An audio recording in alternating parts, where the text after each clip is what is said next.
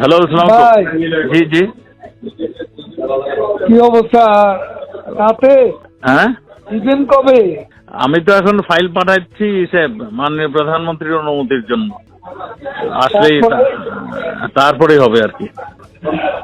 আজকে দেয়া যাবে। আশা করি ওটা ওখান থেকে আসলে আমরা করতে পারবো আর কি।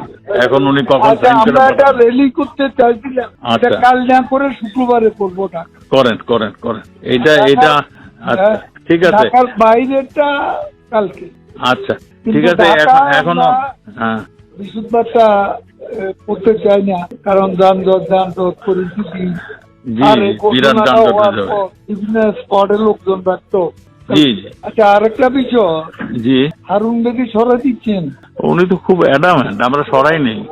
ওই রাখছে, ডিএমপিতেই রাখতেছি। উনি বলছেন অন্যখানে দিতে, আমি ডিএমপিতেই রেখে দিচ্ছি। তার শুধু তার মানে ড্রেসটা পরিবর্তন করে দিচ্ছি। মানে তো একটা ডিমোরালাইজ হয়ে যাবে আমার পুলিশ, সেটা হবে, যেমন কিন্তু ঠিক। এতগুলো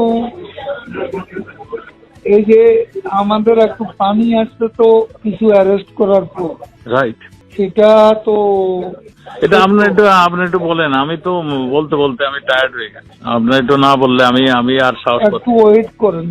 আচ্ছা, একটা লোকের সে কিছু কাজ করছে, এবং আপনার পুলিশ ফোর্স তো ডিমোরালাইজ, সব ডিমোরালাইজ হয়ে যাবে। সেটাই আমিও কারো দিয়ে কাজ করাতে পারতেন। আমি তো সেটাই চাচ্ছি, সেটাই বলছি। সেটা এখন তো আপনি যা ফিল করেন, হ্যাঁ, সেটা আপনি দয়া করে আমার সাথে বলতেছেন, এটা আপনি নেত্রীকে বলে দিবেন। আমি বলছি। একটু চিন্তা করতে হবে। আপনি একটু আইসি আমি তো আলাপ করেন। হ্যাঁ, আমাদের সবার সঙ্গে মিটিং করেছি। মিটিং করে যেহেতু প্রাইম মিনিস্টার এইভাবে বলতেছেন, আমি তখন এইটাই সিদ্ধান্ত নিয়েছি, ওনার ডেস্কটা পাল্টে ডিএমপিতেই থাকবে, অ্যাজ ইট ইজ থাকবে, শুধু ডিবির জায়গায় সে অন্য আরেকটা দায়িত্ব যাবে। না, কিন্তু আপনি এতে খুব রিয়াকশন হবে, রিয়াকশন তো পুলিশের মধ্যে হবেই।